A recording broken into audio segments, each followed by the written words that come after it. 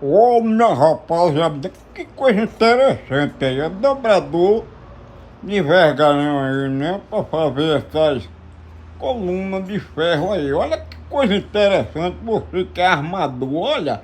Prático e fácil de manusear. Deixa o like e se inscreve no canal. Pra ajudar nós, tá bom? É um passo a passo interessante. Lá você vê a facilidade, você não faz muita força. É incrível, é bacaninha demais.